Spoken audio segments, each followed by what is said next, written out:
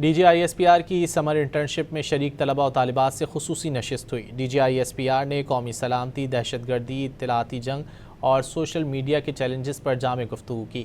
آئی S P R summer internship میں پاکستان بھر کے 21 اسٹیشنز پر 6000 سے زائد طلباء شرکت کر رہے ہیں۔ D G I S P R نے طلباء و طالبات کے سوالات کے مدلل اور مفصل جوابات دیے۔